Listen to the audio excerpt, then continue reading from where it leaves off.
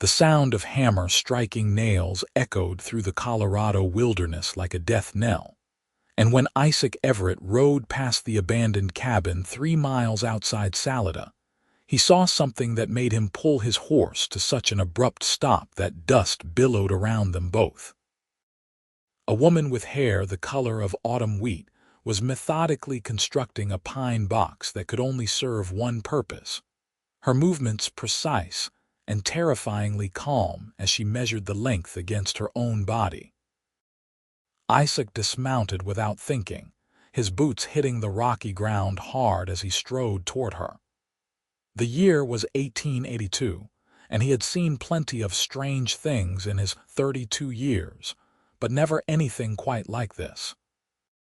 She looked up as his shadow fell across her work, and he saw eyes the color of storm clouds meet his own with an expression that held no fear, no surprise, only a hollow exhaustion that made his chest tighten.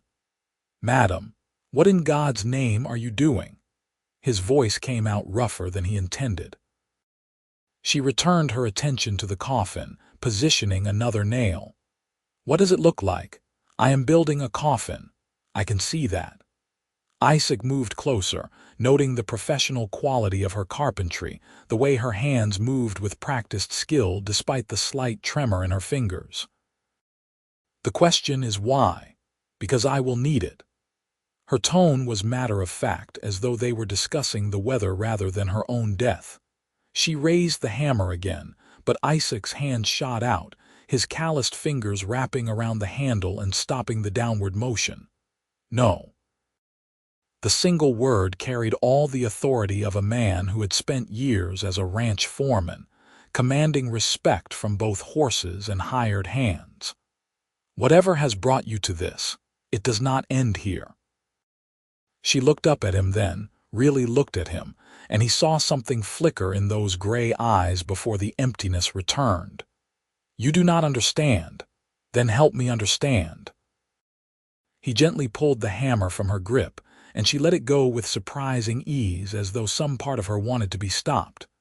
"Start with your name, Clara." She stood slowly, brushing sawdust from her worn calico dress. "Clara Walsh. Isaac Everett." He set the hammer down on a nearby stump, well out of her reach. "How long have you been out here alone?" Clara wrapped her arms around herself despite the warm June afternoon. 3 weeks, maybe 4. The days blur together. Isaac studied the cabin behind her, noting the sagging porch and broken window. "This your property?" "It was my husband's." The words came out flat, devoid of emotion. "He died 6 months ago. Fever took him in the winter. I tried to keep the ranch going, but the bank foreclosed last month. This cabin is on unclaimed land, so I came here when I had nowhere else to go. And you decided to build yourself a coffin." Isaac kept his voice carefully neutral, though anger was building in his chest, not at her but at whatever circumstances had driven this clearly capable woman to such despair. "I have nothing left." Clara's voice cracked slightly, the first real emotion breaking through. "No family, no home, no money. The town wants nothing to do with a childless widow. I am 24 years old and my life is over. Your life is not over until you are in the ground, and I will be damned if I let you put yourself there." Isaac made a decision in that moment, one that would change both their lives. "You can do carpentry, clearly. What else?" She blinked at him, confused by the question. "What? What else can you do? Cook, sew, handle horses, keep books." He crossed his arms, waiting. "I can do all of those things." Pride crept into her voice.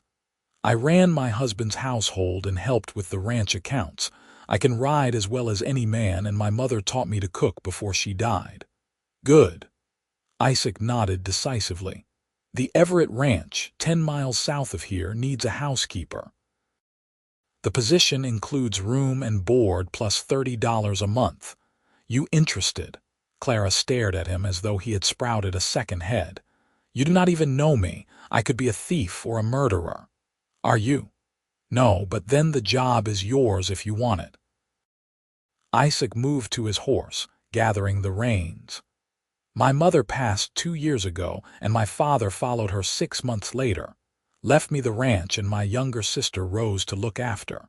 She is 18 and stubborn as a mule, needs a woman's influence. The house has gone to chaos without my mother, and I am tired of eating beans and burnt bacon.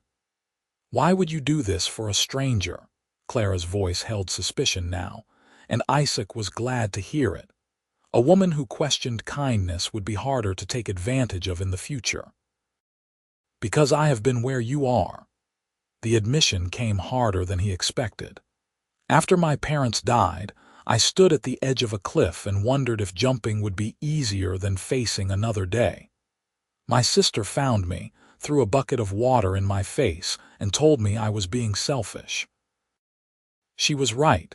Sometimes we need someone to take the hammer away and give us a reason to keep going.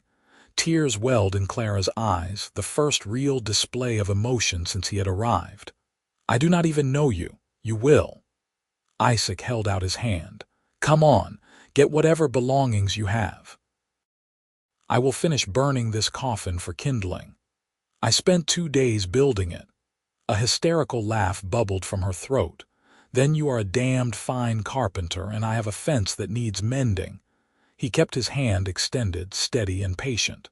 Clara Walsh, are you coming with me or not? She looked at the coffin, then at his outstretched hand, then back at the coffin. The moment stretched between them, heavy with significance. Finally, she placed her small, calloused hand in his larger one. I have very few belongings. Good, we will travel light. Isaac squeezed her hand once before releasing it, a gesture of reassurance rather than impropriety. Gather what you need. I will take care of this. While Clara disappeared into the cabin, Isaac set about dismantling the coffin with methodical efficiency. Each board he pulled apart felt like a small victory against whatever darkness had gripped her.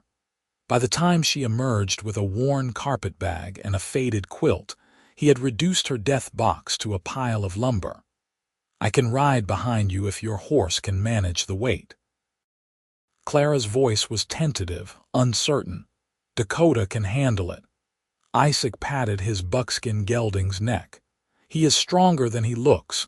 Can you mount up or do you need help? I can manage. Clara tied her bag to the saddle with practiced efficiency, then used a nearby rock as a mounting block to swing up behind Isaac. She hesitated before placing her hands lightly on his waist, her touch so tentative he barely felt it. You will need to hold on better than that once we get moving. Isaac kept his tone matter-of-fact. I will not have you falling off and breaking your neck after I just saved you from that coffin. A sound that might have been a laugh escaped her, and she tightened her grip. Very well. The ride to the Everett Ranch took them through some of the most beautiful country in Colorado. Mountains rose in the distance, their peaks still touched with snow despite the summer warmth. Aspen groves whispered in the breeze, and wildflowers painted the meadows in brilliant colors. Isaac felt Clara relax gradually against his back as they rode, her initial stiffness giving way to exhaustion. When did you last eat? He asked after an hour. Yesterday, I think. Maybe the day before. Her voice held a dreamy quality that worried him. We will get food in you as soon as we arrive. Isaac urged Dakota into a faster pace. Rose is probably burning something for supper as we speak, but even her cooking is better than nothing. You speak harshly of your sister's abilities. There was a hint of amusement in Clara's tone. Rose is many things. Intelligent, brave, kind-hearted. A good cook is not among them. Isaac smiled despite himself. She tries, which is more than I can say for myself. Together we have been slowly poisoning ourselves for months. Then perhaps my arrival is timely for all of us. Clara's words were growing softer, exhaustion pulling at her. Stay awake for me, Clara. Isaac reached back to pat her hand where it rested at his waist. Just another 30 minutes and then you can rest all you need. I am so tired. The admission held years of weariness, not just physical exhaustion. I know, but you are going to make it. We both are. Isaac kept talking, sharing stories about the ranch, about Rose, about the half-wild Mustang he was training and the cattle that needed moving to summer pasture. He talked about anything and everything to keep her conscious, to keep her tethered to the living world she had nearly given up on. When the Everett ranch came into view, Isaac felt relief wash through him. The two-story house his grandfather had built stood solid against the mountain backdrop, weathered but strong. The barn needed a new coat of paint, and the corrals could use some repair, but overall the ranch looked prosperous. Smoke rose from the chimney, a sign that Rose was indeed attempting to prepare supper. "Rose," Isaac called as he pulled Dakota to a stop near the front porch. "Get out here." The front door flew open, and a young woman with dark hair and her brother's strong features appeared, wiping her hands on an apron. "Isaac, where have you been? Supper is almost ready and She stopped short at the sight of Clara. "Who is this?" "This is Clara Walsh, our new housekeeper." Isaac dismounted first, then reached up to help Clara down. She swayed as her feet hit the ground, and he steadied her with a hand on her elbow. "She needs food and rest in that order." Rose's eyes narrowed with questions, but she read something in her brother's expression that made her swallow them. "Come inside, Miss Walsh. I have stew that is only slightly burned." "I do not mind burned food." Clara's voice sounded distant, as though she was speaking from very far away. Isaac kept his hand at her elbow, guiding her up the porch steps and into the house. The interior was indeed chaotic, with dust covering most surfaces and dishes piled in the dry sink. His mother would have wept to see her tidy home in such disarray. "Sit here." Rose pulled out a chair at the large kitchen table. "I will get you a bowl." Clara sat with the careful movements of someone who feared they might shatter. Isaac watched as Rose ladled stew into a bowl and set it before their guest along with a hunk of bread that looked more rock than food. To his relief, Clara picked up the spoon and began to eat with mechanical precision. "Isaac, can I speak with you?" Rose's tone made it clear this was not a request. He followed his sister into the parlor, leaving Clara to her meal. The moment they were out of earshot, Rose whirled on him. "What is going on? You leave this morning to check the line shack and come back with a strange woman. I found her building her own coffin." Isaac's blunt words stopped Rose's brewing tirade cold. She had given up, Rose. She was preparing to die. His sister's face went pale. "Dear God." "She is a widow, lost everything. No family, no prospects." Isaac ran a hand through his hair, suddenly feeling the weight of the day. "I offered her the housekeeper position. We need help, and she needs a reason to keep living. It solves both problems." Rose glanced toward the kitchen, her expression softening. "She looks like she is going to collapse. She probably will once the food hits her stomach." Isaac moved to the window, looking out at the ranch he loved. "Put her in Mother's old sewing room. It is small but comfortable." "Isaac." Rose's hand touched his arm gently. "You did the right thing. I hope so." He turned to meet his sister's eyes. "I truly hope so." Over the next 2 weeks, Clara slowly came back to life. It started with small things. The first morning, Isaac came down to find her already in the kitchen before dawn, preparing a breakfast that actually tasted like food should taste. The second day, she swept the entire house, dust flying out the windows in great clouds. By the end of the first week, the Everett home looked more like a home again. But it was the moments in between that caught Isaac's attention. The way Clara would pause while kneading bread, her hands stilling as some dark thought crossed her mind. The nightmare that had her crying out in the night, sending both him and Rose rushing to her room to find her tangled in sweat-soaked sheets. The careful distance she maintained from both of them, as though afraid to form any connection that might hurt when inevitably lost. She is like a wild horse that has been beaten. Rose observed one evening as they sat on the porch after supper. Clara had excused herself early, claiming exhaustion, skittish and waiting for the next blow. Then we treat her like we treat the wild ones. Isaac leaned back in his chair, watching the sun paint the mountains gold and crimson. With patience, consistency, and time, you care about her. It was not a question. Isaac was quiet for a long moment. I see myself in her, the darkness, the feeling that nothing matters anymore. If you had not stopped me at that cliff edge, I might have jumped. She deserves the same chance I got. It is more than that, and you know it. Rose stood, preparing to go inside. You look at her the way father looked at mother. Before Isaac could respond, a crash sounded from inside the house, followed by Clara's muffled cry. Both siblings were on their feet instantly, rushing through the door. They found her in the kitchen, surrounded by shattered crockery, her hand pressed to her mouth as tears streamed down her face. "I am sorry, I am so sorry." The words tumbled from her in a rush. "I will replace them, I will work for free until they are paid for. I did not mean to drop them. Clara, it is all right." Isaac moved carefully toward her, avoiding the broken pieces. "They are just dishes." "No, you do not understand." She was shaking now, full sobs racking her body. "Nothing I do is right. I ruin everything. My husband used to say I was worthless, and he was right. I should have finished that coffin. I should have—" "Stop." Isaac's command was sharp enough to cut through her spiral. He closed the distance between them, his hands coming to rest on her shoulders. "Your husband was wrong. You are not worthless. You have made this house a home again in less than 2 weeks. You have given my sister someone to talk to besides me. You have reminded me that there is more to life than work and grief." Clara looked up at him, her storm-gray eyes swimming with tears. "Why are you being so kind to me?" "Because you deserve kindness." The truth of it settled in Isaac's chest like an anchor finding bottom.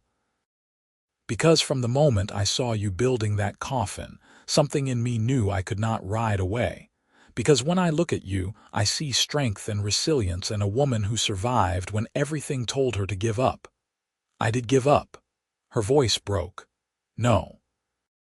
Isaac's thumbs traced small circles on her shoulders, a gesture of comfort. "If you had given up, you would not have built such a good coffin. You would have done something quick and messy.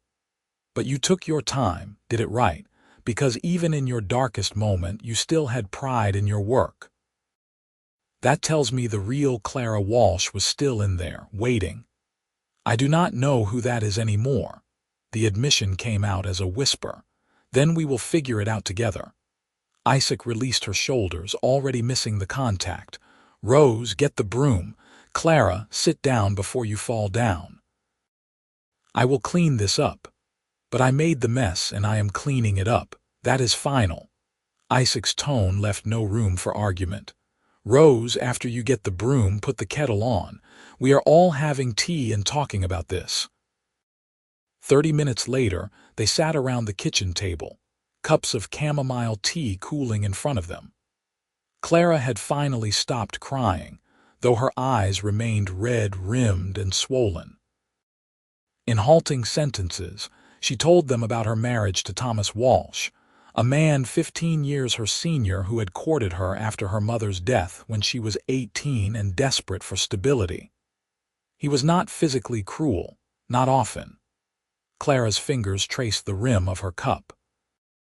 But his words were knives. "Everything I did was wrong. The food was too cold or too hot, the house too dirty, or I was wasting time cleaning when I should be doing something else. I could never predict what would set him off. That is still cruelty." Rose's voice held barely contained anger. "Words can hurt as much as fists. When he died, I thought I would feel free." Clara looked up, meeting their eyes. "But instead, I felt nothing. Then the bank took the house, and I realized I had nowhere to go. No one wanted a widow with no children and a reputation as a difficult wife. Thomas made sure everyone in town knew how inadequate I was. Isaac's hands clenched into fists under the table. He was a small man who made himself bigger by making you smaller. Perhaps. Clara took a shaky breath. But his words took root in my mind. When I was sitting in that cabin building that coffin, I believed every horrible thing he had ever said about me. I believed I was better off dead. And now, Rose leaned forward, her expression intent. Now I do not know what I believe. Clara's honesty was raw and painful. Some days I wake up and I am glad I am here. Other days I wonder if Isaac did me any favors by taking that hammer away. I did. Isaac's voice was firm. You may not see it yet, but I did, and I will remind you every single day if I have to. Something shifted in Clara's expression, a crack in the armor she wore. Why does it matter so much to you? Because you matter. The words hung in the air between them, carrying more weight than Isaac had intended. You matter, Clara Walsh, whether you believe it or not. The summer days fell into a rhythm after that night. Clara rose before dawn to prepare breakfast. Isaac and the ranch hands spent the days working cattle and mending fences. Rose tended her garden and practiced her riding. And evenings found them gathered on the porch or around the kitchen table, talking and laughing more than Isaac had thought possible months ago. But it was the small moments that built something deeper between Isaac and Clara. The morning he found her struggling to move a heavy sack of flour and simply lifted it for her without being asked. The afternoon she brought fresh water and sandwiches out to where he was working in the hot sun, staying to talk while he ate. The evening he taught her to play poker with matchsticks as currency, their hands brushing as they reached for the pot, both of them pulling back as though burned by the brief contact. You are falling in love with her. Rose stated it as fact one morning while Isaac was saddling his horse. I barely know her. His protest sounded weak even to his own ears. You know she takes her coffee with honey instead of sugar. You know she hums while she needs bread. You know she is afraid of thunderstorms but pretends not to be. You know the exact shade of gray her eyes turn when she is about to cry. Rose crossed her arms. Should I continue? Isaac tightened the cinch with more force than necessary. It does not matter what I feel. She is recovering from years of abuse and loss. The last thing she needs is me complicating things with unwanted attention. Who says it would be unwanted? Rose's question stopped him cold. I have seen how she looks at you when you are not watching, like you hung the moon and stars specifically for her benefit. Rose, I am not saying you should rush anything. His sister's voice softened. But do not assume she does not have feelings just because she is healing. Hearts are capable of more than we give them credit for. Isaac thought about Rose's words all day as he rode the property line, checking for breaks in the fence and signs of predators. Was it possible that Clara felt even a fraction of what he felt for her? The way his heart lifted when he heard her voice, the protective instinct that roared to life whenever she seemed sad, the desire to know everything about her, to share everything about himself. He was so lost in thought that he almost missed the tracks. Almost, but not quite. Isaac pulled Dakota to a halt, studying the ground with a practiced eye. 3 riders moving fast, heading toward the ranch. The hoofprints were fresh, maybe an hour old. Unease prickled down his spine. They had not had trouble with rustlers or drifters in over a year, but that did not mean they were immune. Isaac turned Dakota back toward home, urging the gelding into a canter. The tracks followed the same path, and his unease grew with every mile. He heard the shouting before he saw the ranch. Male voices, rough and demanding, interspersed with Clara's higher tone. Isaac kicked Dakota into a gallop, his hand moving to the rifle in his saddle scabbard, 3 men on horseback had corralled Clara near the barn. Rose was nowhere to be seen, hopefully hidden and safe. Clara stood with her back to the barn wall, a pitchfork gripped in her hands like a weapon, her face pale but determined. "I told you, the owner is not here. You need to leave." Her voice shook slightly but held firm. "Maybe we do not want to wait for the owner." The largest of the 3 men, a brute with a scarred face, leaned forward in his saddle. "Maybe we will just take what we want and leave." "That would be a mistake." Isaac's voice cut across the yard like a whip crack. All 3 men turned, and he saw the moment they assessed him and decided he was just 1 man against 3. The fools. "This your property, Cowboy?" Scarface asked. "It is." Isaac positioned Dakota between the men and Clara. "And you are trespassing. I suggest you leave before I make you leave." The 3 men exchanged glances, some unspoken communication passing between them. Isaac saw their intentions before they moved, his years of reading horses and men serving him well. He had the rifle out and aimed before the first man could draw his pistol. "Do not."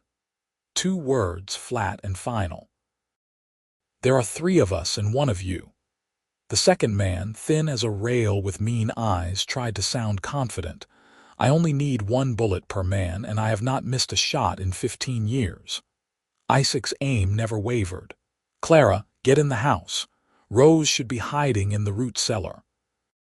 "Stay there until I come get you." Clara did not move. "I am not leaving you alone. Clara, I have spent too much of my life running and hiding." Her voice rang out clear and strong. "I am staying." Pride and fear warred in Isaac's chest, but there was no time to argue. The third man, younger than the others and probably stupider, made a grab for his gun. Isaac's shot took the weapon out of his hand before he could clear leather, the man screaming as the bullet grazed his knuckles. The next one goes between someone's eyes. Isaac worked the rifle's lever action, chambering another round. "Your choice, whose? You will pay for this." Scarface's threat held venom, but he was already backing his horse up. "Send me a bill." Isaac kept his rifle trained on them as they retreated, waiting until they were out of range before lowering the weapon. His hands were shaking with residual adrenaline, but he kept his voice steady. "They are gone. You can put down the pitchfork now." Instead of lowering the implement, Clara dropped it entirely, her legs giving out as she sank to the ground. Isaac was off his horse in an instant, kneeling beside her and gathering her into his arms without thinking. "I have you." He held her as she shook, her face pressed against his chest. "You are safe, I have you." "I was so scared." The words came muffled against his shirt. "Not for myself, but when I heard the gunshot and thought they might have hurt you, I am fine. You are fine." Isaac's hand moved to cradle the back of her head, his fingers tangling in her hair that had come loose from its bun. "You were incredibly brave and incredibly foolish, and I am furious at you for not running to safety." Clara pulled back enough to look up at him, and Isaac realized how close their faces were. He could count each freckle on her nose, see the flecks of silver in her gray eyes, feel the warmth of her breath on his skin. "I could not leave you." Her voice dropped to a whisper. "Isaac, I could not bear the thought of something happening to you. Clara." Her name came out rough, heavy with all the feelings he had been trying to suppress. "We should go check on Rose. She is in the root cellar like you said." Clara made no move to pull away from his embrace. "Isaac, when I thought those men might hurt you, I realized something." "What?" His heart was pounding so hard he was certain she could hear it. "I do not want to die anymore." Her eyes searched his face. "I have not wanted to die for weeks now. I want to live. I want to see what tomorrow brings. And it terrifies me because I am afraid to want things again." "Why?" Isaac's hand moved from her hair to cup her cheek, his thumb brushing away a tear she had not seemed to notice shedding. "Because everything I want eventually gets taken away." The fear in her voice was naked and real. My mother, my freedom, my hope. What if I let myself want this, want you, and it gets taken away too? The confession hung between them, fragile and brave. Isaac knew his next words would shape everything that came after, knew he was standing at a crossroads as significant as the one Clara had faced when she was building that coffin. Life does not come with guarantees. He kept his voice gentle, his eyes locked on hers.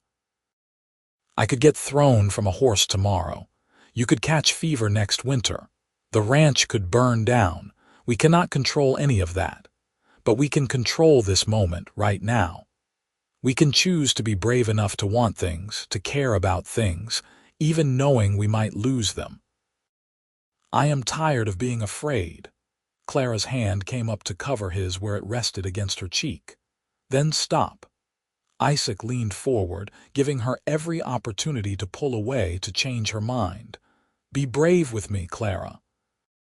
She closed the distance between them, her lips meeting his in a kiss that tasted of salt from her tears and something sweeter, like hope. Isaac pulled her closer, pouring everything he could not yet say into that kiss, feeling her respond with equal intensity. When they finally broke apart, both breathing hard, the world felt different somehow, brighter and more full of possibility. Well, it is about time. Rose's voice came from the barn entrance. I was beginning to think I would have to lock you two in a room together. Isaac helped Clara to her feet, keeping his arm around her waist when her legs seemed unsteady. You could have announced your presence earlier. And interrupt that. I am meddlesome, not cruel. Rose grinned at them both. Also, we should probably report those men to the sheriff. I will ride into town tomorrow. Isaac looked down at Clara, who was blushing furiously. Are you all right? I think so. She met his eyes, and he saw wonder there mixed with lingering fear. Isaac, I do not know how to do this. I do not know how to be with someone who is kind. We will figure it out together. He pressed a kiss to her forehead. One day at a time, one moment at a time. No expectations, no pressure. Just us being brave enough to see what this could become. I want to try. Clara's voice was stronger now, more certain. I want to try being happy. The next months unfolded like a flower opening to the sun. Isaac courted Clara properly, with all the old-fashioned gestures his mother had taught him were important. He brought her wildflowers from the meadow, read poetry to her in the evenings, taught her to dance in the kitchen while Rose played her mother's old fiddle. They took long rides together, exploring the ranch and the surrounding countryside, talking about everything and nothing. Clara slowly shed the fear that had clung to her like a second skin. She laughed more easily, sang while she worked, and stopped flinching when Isaac reached for her hand. The nightmares came less frequently, and when they did, Isaac was there to hold her until the terror passed. But it was not all easy. There were days when the ghosts of Thomas Walsh's cruelty would resurface, and Clara would withdraw into herself, convinced she was unworthy of love.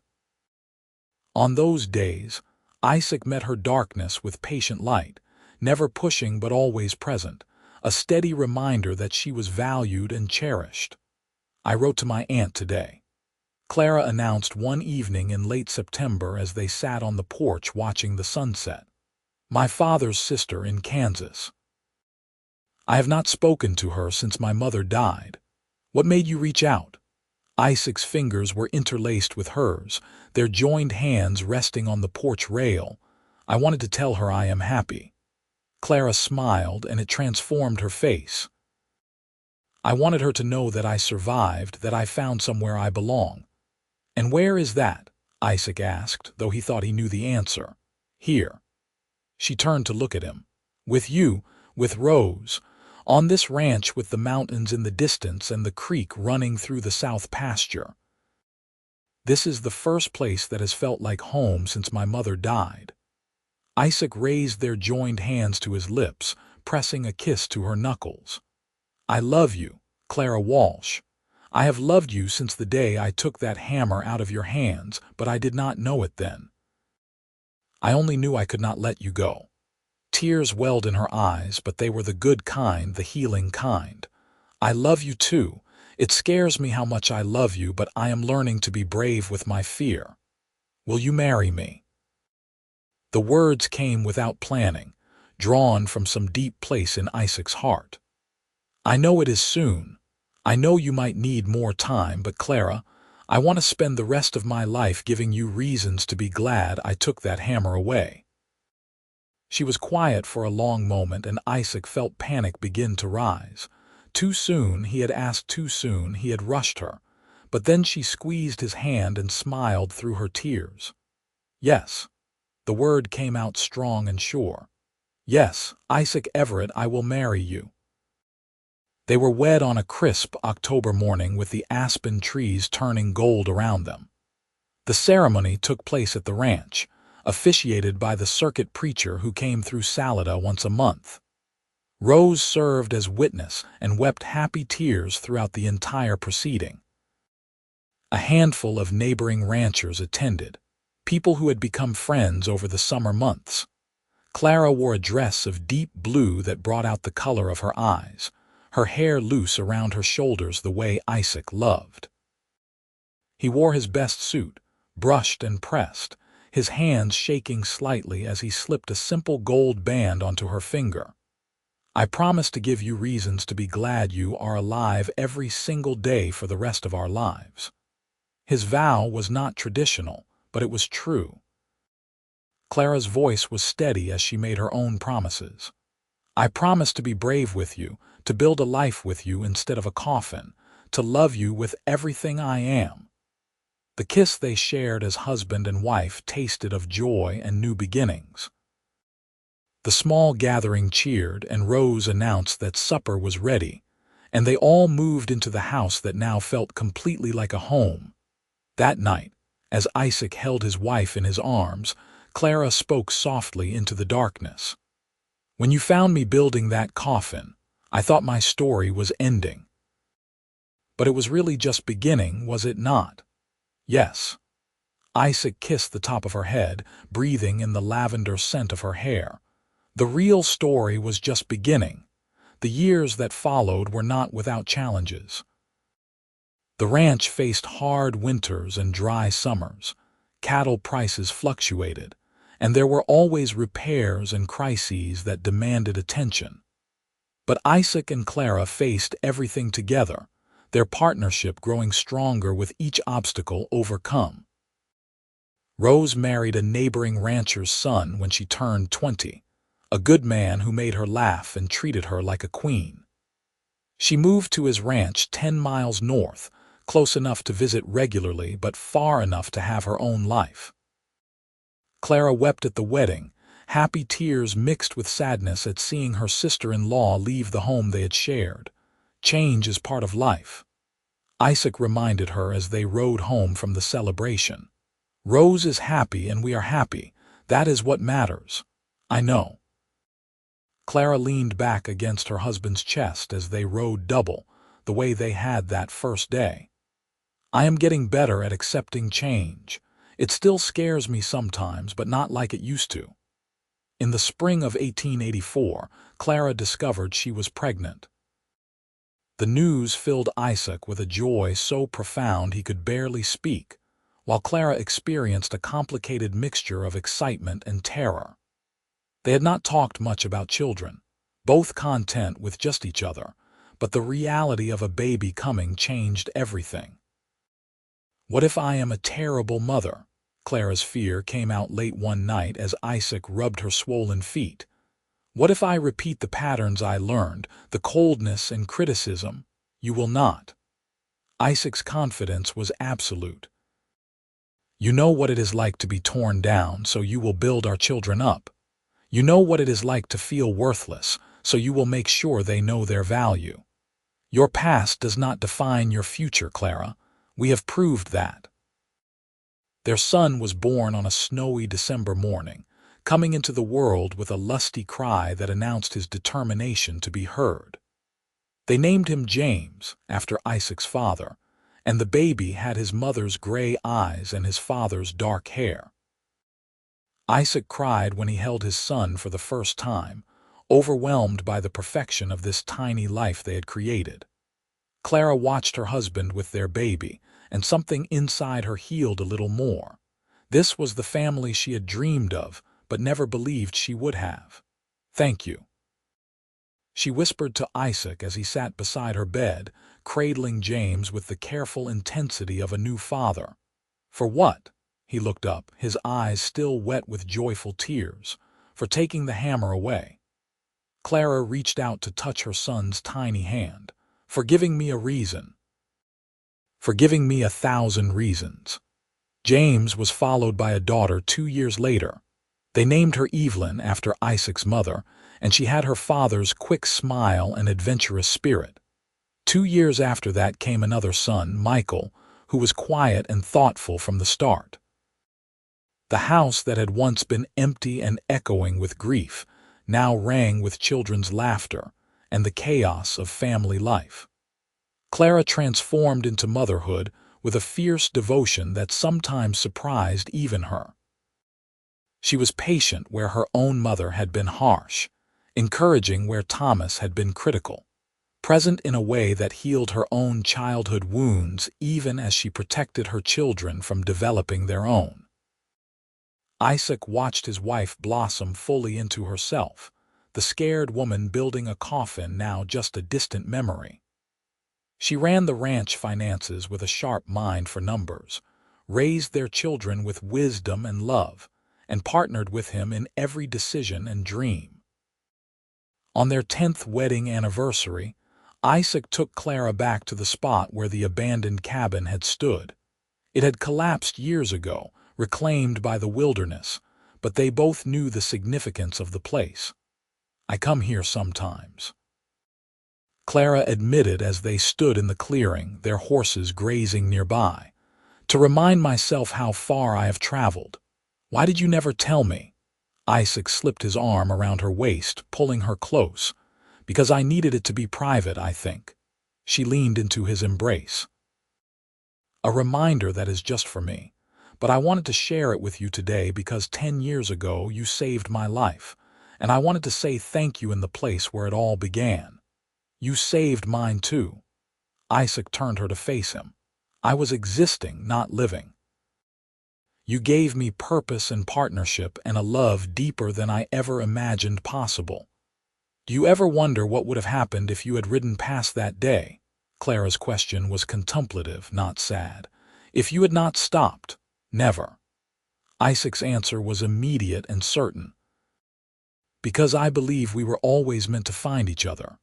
Whether that day or another day, somehow our paths would have crossed. Fate or providence or just plain luck, I do not question it. I am just grateful." They stood in the clearing for a long time, holding each other as the sun moved across the sky. Two people who had found each other at their darkest moments and built something beautiful from the wreckage of their past pain. The years continued to unfold with the typical joys and sorrows of life. There were illnesses overcome and business setbacks weathered. James grew into a young man who loved ranching as much as his father, eventually taking over more and more of the daily operations. Evelyn proved to have her mother's gift for carpentry, and spent hours in the workshop Isaac built for Clara, creating beautiful furniture that became sought after throughout the region. Michael discovered a love for learning and eventually went east to college, something that made both his parents proud beyond measure. Rose and her husband had 4 children, and the cousins grew up as close as siblings, spending summers running wild across both ranches. Family dinners were loud, chaotic affairs that Clara orchestrated with laughing efficiency. The woman who once wanted to die now the vibrant center of a large, loving family. When Isaac turned 55, he stood on the porch of the house his grandfather had built and looked out at the ranch he had worked his entire life. Clara came to stand beside him, her hair now streaked with silver, but her eyes still the same stormy gray that had captivated him decades ago. "What are you thinking about?" She slipped her hand into his, their fingers interlacing with the ease of long practice. "I am thinking about time." Isaac brought their joined hands to his lips.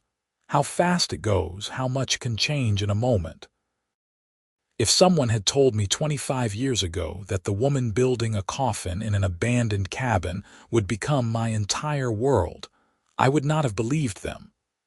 I would not have believed them either. Clara rested her head on his shoulder. "I would not have believed I could be this happy, this content.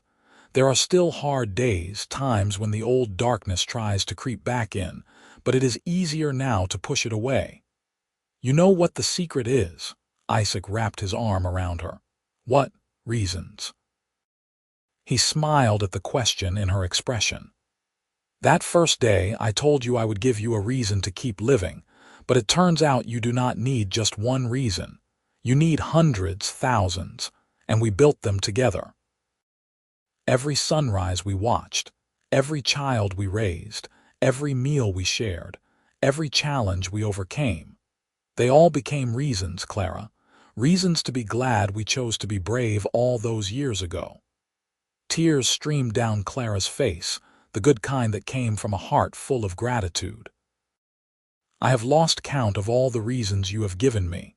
Good." Isaac kissed her softly, still feeling that spark that had ignited the day he took a hammer from her hands.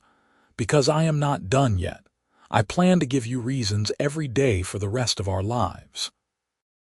As the sun set over the Colorado mountains, painting the sky in shades of gold and crimson, Isaac and Clara Everett stood together on their porch, surrounded by the life they had built from ashes and despair. The woman who had been constructing her own coffin now presided over a home full of love and laughter. The man who had stopped her now shared a life richer and more meaningful than he had ever dreamed possible. Their story, which began with a hammer and a coffin and a choice to be brave, had become something neither of them could have imagined. It had become a testament to the power of hope, the resilience of the human spirit, and the transformative nature of love freely given and gratefully received. And in the end, that was the greatest reason of all. The years moved forward with the inexorable passage of time. James married a sweet-tempered woman from Salida and gave Isaac and Clara their first grandchildren, twin boys with dark hair and mischievous grins. Evelyn built her own carpentry business, remaining unmarried but happy, surrounded by the beautiful things she created. Michael returned from college with a law degree and opened a practice in town, fighting for justice in ways that made his parents proud.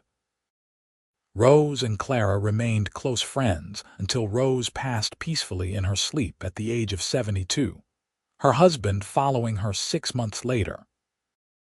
Clara grieved deeply for the sister-in-law who had welcomed her into the family without question, but she also celebrated the beautiful life Rose had lived.